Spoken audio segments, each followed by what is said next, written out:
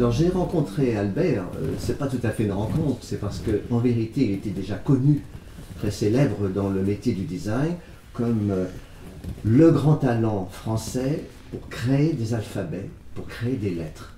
Or, à l'époque, je dirigeais une agence de design, Carré Noir, et nous créions donc à ce moment-là beaucoup de logotypes pour les marques, beaucoup de noms sur des produits, sur des emballages, sur des packaging. Il fallait donc quelqu'un qui puisse avoir ce talent-là pour donner le meilleur de la lettre française. Comme l'agence avait de nombreux clients à l'étranger, en particulier au Japon, il fallait donc également travailler avec une star, avec quelqu'un qui avait un renom à l'étranger, car Albert Botton a un renom à l'étranger. Dans une agence de design, il y a plusieurs spécialités, donc plusieurs talents. Il y a en particulier le talent de la lettre du logotype. Lorsqu'une société française ou étrangère s'adresse à une agence pour créer un produit, pour créer sa marque, dessiner sa marque, il faut donc qu'il y ait le talent pour ça. Et en France, il n'y en a pas 50 des grands talents capables de dessiner des lettres. Quand je dis dessiner des lettres, c'est créer, c'est pas simplement prendre un alphabet sur l'ordinateur et le plaquer comme ça pour dire ben voilà votre marque, cher monsieur. Non, c'est créer un alphabet spécial pour une marque. Là, il y en a très peu. Parce que c'est un enseignement difficile, parce que c'est un travail obscur, vous n'aurez jamais la célébrité. Albert Botton est un cas exceptionnel, parce que vous dessinez des lettres, alors que si vous faites des films publicitaires, des affiches, vous pouvez être célèbre très très rapidement. Donc c'est pas un métier qui attire beaucoup. Donc là, pour mon agence, je souhaitais avoir le meilleur. C'est simple au fond. Et le meilleur, que je vous l'ai dit, ben, c'était Albert Botton à l'époque. Ça adresse encore d'une certaine façon. Donc j'ai contacté Albert Botton et je lui ai fait une proposition. Est-ce que vous voudriez travailler sur des marques purement commerciales dans une agence de design française qui travaille bien sûr pour la France, mais qui rayonne à l'étranger, aux États-Unis, au Japon? Albert m'a tout de suite donné son accord, c'était une grande chance, on était vraiment très fiers. Et à partir de ce moment-là, tout ce qui se créait dans l'agence, et il y avait énormément de designers, il n'était pas le seul, passait toujours, dès qu'il s'agissait de logotype, de logo, de marque, non, entre les mains d'Albert, qui soit créait de toutes pièces le logo, soit finalisait ce qui avait été fait par les autres, pour que ce soit parfait. Et ça a été une des grandes clés du prestige de cette agence, mais également, je veux dire, du design français à l'étranger. Cette touche-là, cette patte de perfection dans la lettre, était très facilement, très vite remarquée, en particulier par des Japonais, puisqu'il y a une Japonaise ici, parce que c'est un peuple du détail et de la perfection. Et Albert Botton, c'est le détail et c'est la perfection de la lettre, parce qu'il a la culture de la lettre. Il ne se contente pas de la dessiner pour que ce soit joli, il la dessine parce que ça doit être comme ça, parce qu'il y a une racine qui peut être grecque, qui peut être romaine, qui peut être gravée dans la pierre, qui peut être, voilà, ou même purement digitale, puisqu'il s'est adapté très vite au digital. Vous voyez, au fond, il fallait une personne, c'était lui. Et j'ai eu la grande chance qu'il me donne son accord. Dans mon périple professionnel, j'ai toujours eu une démarche qui consistait à toujours sélectionner des agences ou des employeurs de renom. Et donc, à l'époque, Carré Noir faisait partie de ces agences. Et lorsque Gérard Caron m'a proposé de rejoindre l'équipe, mon cœur n'a fait, comment dit-on? Qu'un seul bond. Qu'un seul bond. Qu'un seul bond. Et je me suis intégré très rapidement à l'équipe Carré Noir. Eh bien, pourquoi des agences de renom? C'est simplement parce qu'on y recherche la qualité. Et comme moi, j'aime travailler dans la qualité, j'ai eu différents employeurs de très haut niveau Et j'ai toujours été très heureux de travailler chez ces gens-là. C'est donc en tant que graphiste chez Carré Noir que j'ai eu la responsabilité de travailler avec Atsumi sur Carré Noir Japon. J'ai eu beaucoup de plaisir à le faire, malgré, comment dirais-je, une certaine directivité de l'agence japonaise par moment, qui était un petit peu trop directive à mon goût, mais enfin, c'était du travail de toute façon intéressant. Et je prenais beaucoup de plaisir à le faire, et donc je pense avoir fait un bon travail. Bon, moi j'ai rencontré Gérard Caron, je pense que c'était même avant de commencer à travailler chez Carré Noir, je pense que c'était 98, 88, 89. Parce que j'ai rencontré par hasard Madame Delmas, qui était à l'époque responsable de bureau de Tokyo. Et voilà, c'est elle qui m'a présenté Gérard Caron. Et ensuite, heureusement, Gérard Caron m'a embauché. D'ailleurs, c'était un de mes rêves, mais je pense que plus important, de vivre à Paris, mieux travailler à Paris. Voilà. Donc, mon rêve, du coup, se réalise.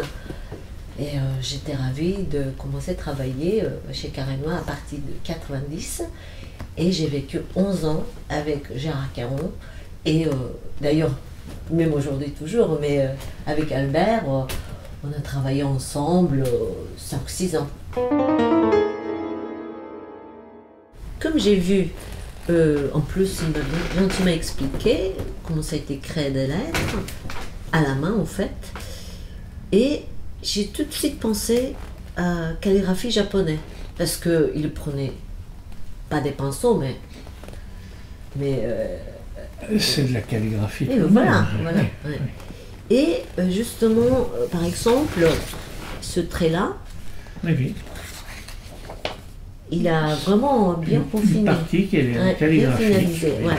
Donc, pour moi, ça m'a aidé beaucoup d'expliquer aux Japonais comment ça a été créé et puis comment ça a été finalisé. D'abord créé par un designer, mais après, designer a passé à Albert.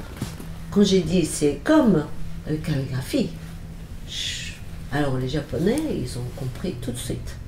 Donc, d'autant plus que sur ce logotype, c'est quand même pas rien, vous voyez, c'est Tokyo Opera City, il est en grand, il est en petit. Dans l'architecture de cet opéra, il y a aussi des courbes, et en particulier il y a un dôme très doux comme cela. Donc Albert s'est inspiré également du lieu, enfin de l'architecture. On lui avait donné bien sûr une photo du projet qui était en cours de construction, et il ne pouvait pas prendre n'importe quel détail d'architecture, mais il a choisi ceux qui lui permettaient qui se concordaient très bien avec les lettres, avec le Y en particulier, avec le A, c'est plus difficile d'exprimer une courbe. Encore, je suis sûr qu'il est capable de le faire. Mais là d'avoir ce dôme qui coiffe le mot en 3 lignes, et puis cette courbe du Y qui, comme une signature qui termine, ça fait un ensemble harmonieux. Jamais personne ne le détaille comme ça. Mais en vérité, inconsciemment, on ressent que c'est beau, que c'est harmonieux, que bon, ça fait du bien, que c'est élégant, que c'est culturel. Alors, pour un opéra, c'est quand même le minimum. Donc, voilà, simplement avec des lettres, comment on peut trouver un accord avec la réalité du projet.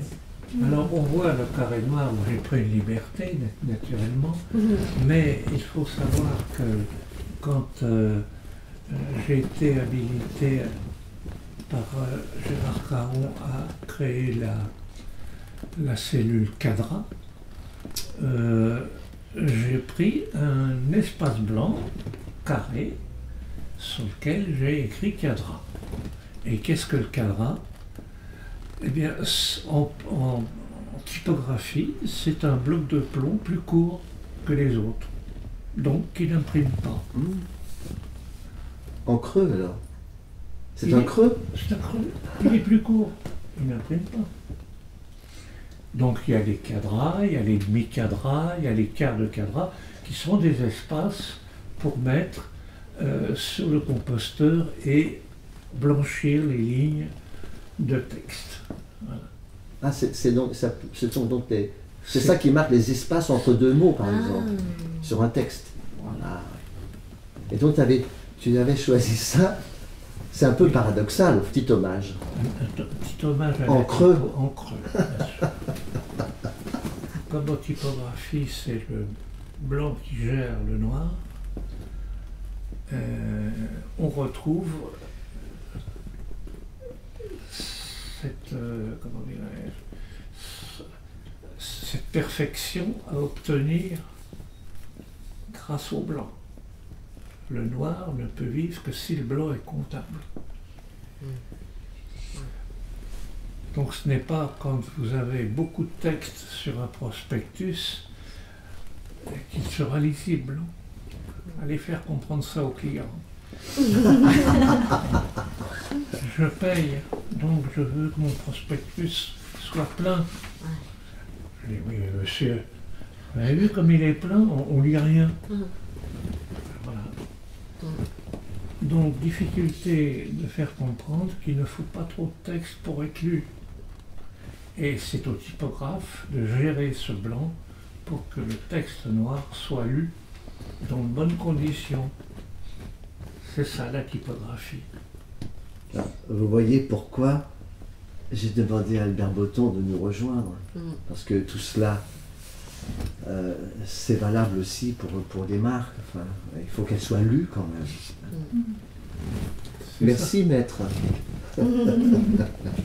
Donc, le fait d'avoir un signe face à des populations qui ne savaient pas lire, au fond, hein, un signe qui distingue un pays, etc., ça s'est transposé au 19e siècle de l'industrialisation pour les marques, pour les produits. On a pris un petit signe, parce que c'est facile à repérer. Donc véritablement, la vraie source du logotype, ça date du Moyen-Âge, on va dire, hein, de l'époque de l'héraldique. Mais après le Moyen-Âge, il y a eu tous les Européens, les Portugais, les Espagnols, etc., qui sont allés conquérir le monde. Qu'est-ce qu'ils ont fait, ces gens-là? Ils ont implanté des logos partout. Dès qu'ils arrivaient sur un territoire, boum, on plante un drapeau, des fanions, des blasons, etc. Et puis aussi, ils apportaient leur alphabet. Alors qu'il y avait des civilisations indiennes, chinoises, japonaises, qui avaient une richesse également iconographique fabuleuse. Regardez les fils historiques japonais et chinois, vous avez des oriflammes, des symboles merveilleux, mais ils sont restés sur leur territoire. Ils ne sont pas allés exporter ça en France, en Europe, aux États-Unis, ils sont restés sur leur territoire. Donc, grâce à nos ancêtres navigateurs, explorateurs, mais ce sont nos codes qui se sont installés partout. Et ça perdure, et ça va continuer encore. Regardez, lorsque l'homme a fait le premier pas sur la Lune, qu'est-ce qu'il a fait tout de suite en sortant de cette espèce de petite araignée en papier doré, de papier chocolat? Eh bien, il a planté un drapeau américain, bien sûr. Hein. Mais qu'est-ce que c'est qu'un drapeau? C'est un logo. J'ai naturellement longtemps produit mes travaux, mes lettres, mes alphabets, mes logos complètement à la main, bien sûr, à la main, avec les systèmes photographiques, etc., etc. Et quand l'ordinateur est arrivé, c'est Carré Noir qui s'est emparé de cette nouvelle technique et a même formé quelqu'un, enfin, demandé à quelqu'un, notamment Philippe Dubois, oui, oui, de former l'équipe Carré Noir à l'informatique. Et donc ce monsieur t'a appris l'informatique, et ce qui était étonnant, c'est qu'on s'est rendu compte, et Albert le premier a peut-être été surpris, je ne sais pas, mais que ce travail de la lettre s'adaptait très bien à l'informatique. Et on a été surpris de voir combien tu t'es adapté, mais presque immédiatement. Presque, oui. Je me suis adapté, surtout quand on est passé au logiciel Fontographeur, qui permet de fabriquer des fontes et de générer des fontes. Donc, à ce moment-là, j'ai vraiment passé le cap de l'informatique. Toujours est-il que cet outil extraordinaire n'est extraordinaire que si on sait le manipuler. C'est pas lui qui dessine les logos. Ça se saurait quand même.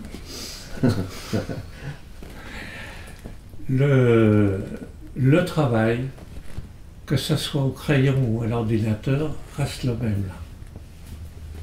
Et ce qui est intéressant, c'est que le design, c'est toute une chaîne de compétences, puisque quand on dessine un emballage pour un produit, il faut inclure la photo, il faut inclure les textes, mais aussi il faut inclure le logotype. Alors avec les logos, il faut se méfier de la mode. Dans la publicité, on peut jouer sur la mode, la tendance, mais un logo, c'est fait pour vivre 10 ans, 20 ans, davantage peut-être. Donc il faut choisir des formes, des lettres qui soient plus ou moins intemporelles. Si on prend l'exemple du carré noir, il y a 5000 ans, les Égyptiens, quand ils voulaient dessiner un carré noir, ils faisaient comme ça. Aujourd'hui, on fait comme ça, et puis dans 10 000 ans, on fera encore comme ça. Parce que ça, c'est véritablement intemporel. Donc le but dans un logotype, c'est de se rapprocher de cela. C'est pas le plus facile. Un carré noir reste un carré noir, et restera un carré noir. Ce qui m'a séduit chez Gérard Caron, c'est qu'il m'a fait rentrer chez Carré Noir. Ça, c'est formidable. Et surtout, il passait me voir et il disait « c'est moche » en parlant de mon boulot. Et ça me faisait tellement plaisir. Mais je refaisais tout quand même. C'est un homme que j'adore. Ce qui m'a séduit chez Gérard Caron, parfois des Japonais ils posent des questions très délicates, mais Gérard, il sait toujours quoi répondre, mais spontané. Et c'est toujours, les Japonais appréciaient énormément.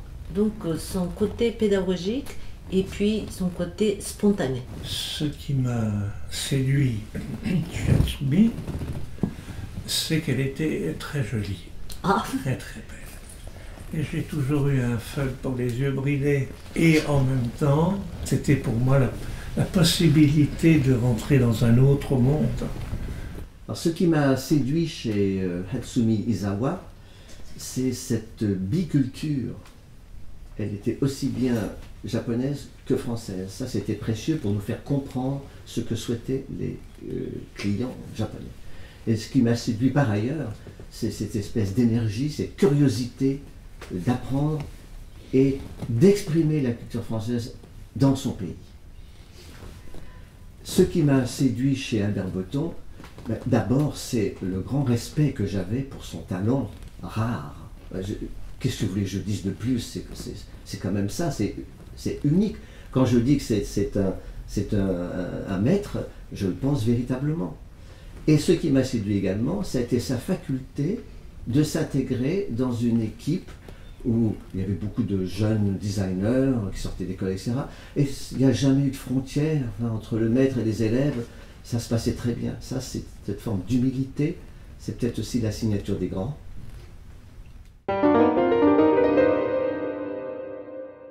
Je suis très contente de trouver 3 logos qui existent toujours au Japon. Ça a été créé quand? Je ne me rappelle pas très bien, mais en tout cas, j'étais chez Carré Noir 90 jusqu'en 2001, donc oui. Net, voilà, c'est Toyota. Ça doit être 1997.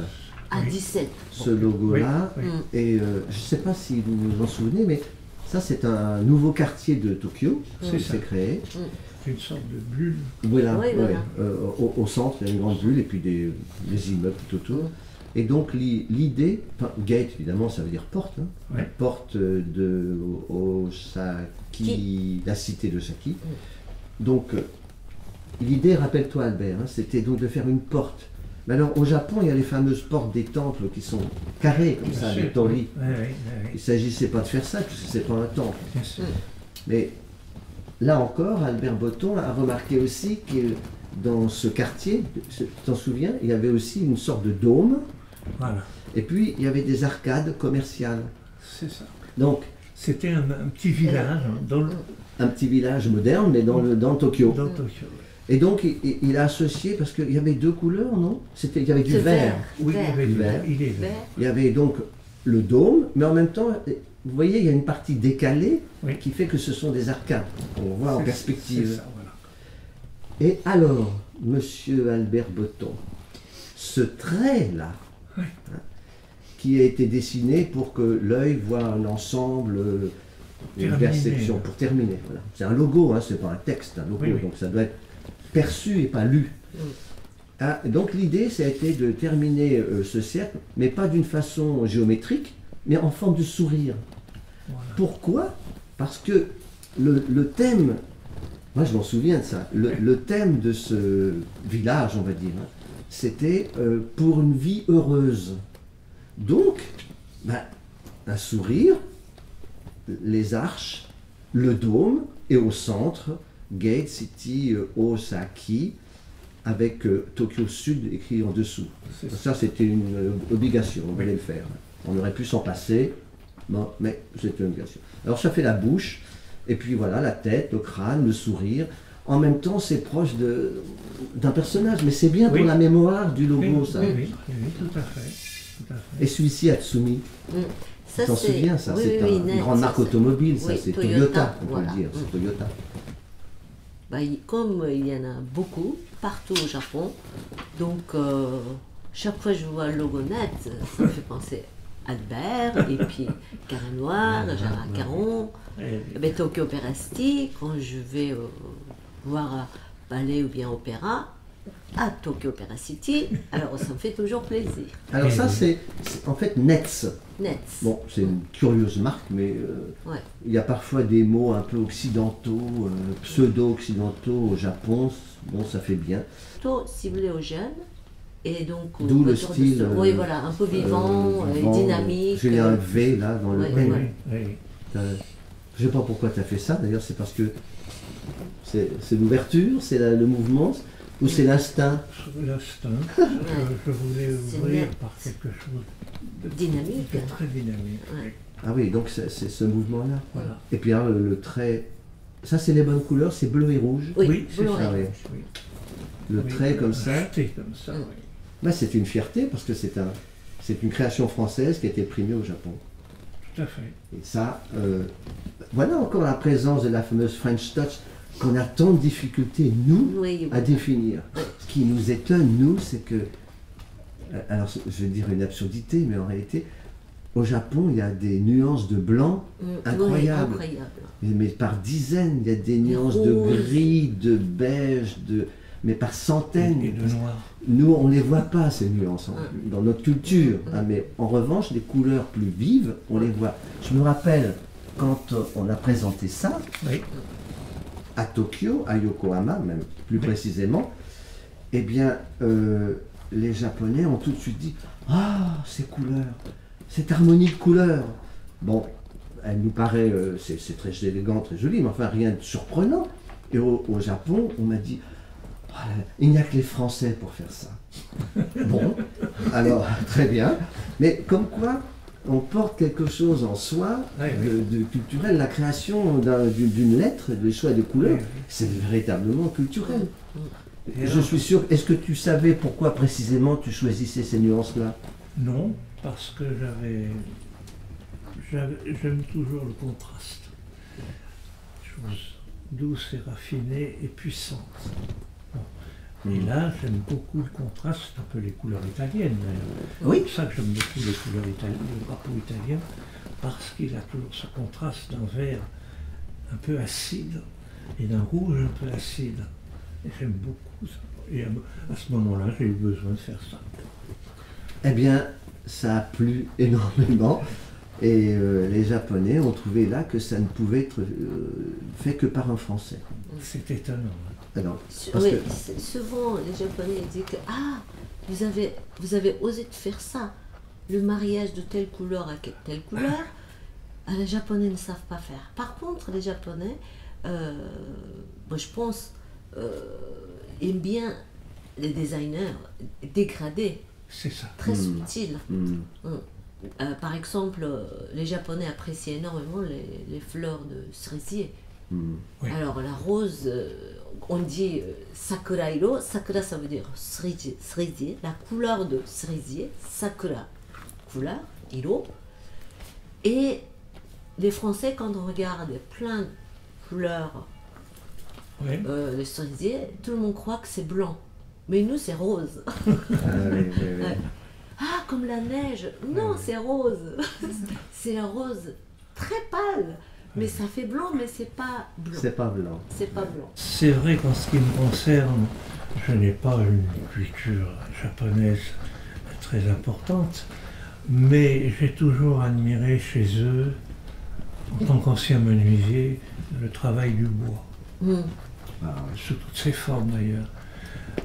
Quand je suis arrivé dans la publicité et que j'ai connu le travail japonais dans le cadre de Carré Noir, j'étais étonné de voir le travail du bois pour l'alimentation, pour emballer l'alimentation. Et j'aime beaucoup le travail japonais pour leurs maisons, les kaiboti, les parcs. C'est extraordinaire. La précision et le raffinement de ces gens.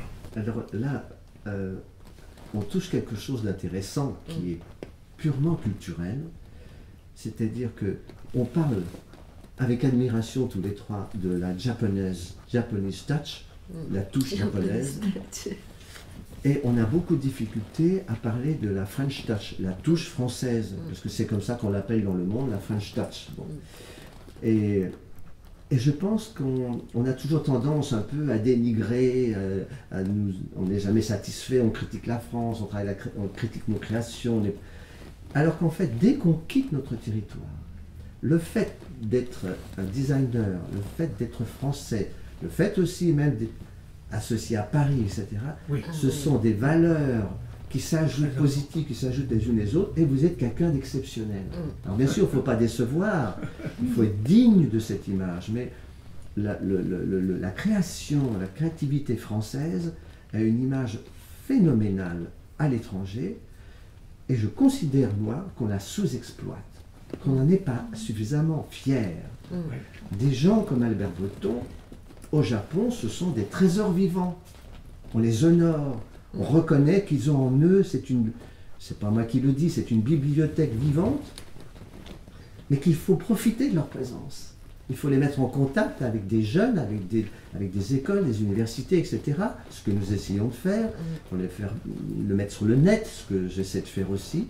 Mais en même temps, c'est presque, il faut qu'on prenne conscience que tout ce travail-là, à l'étranger, ça a une très grande valeur.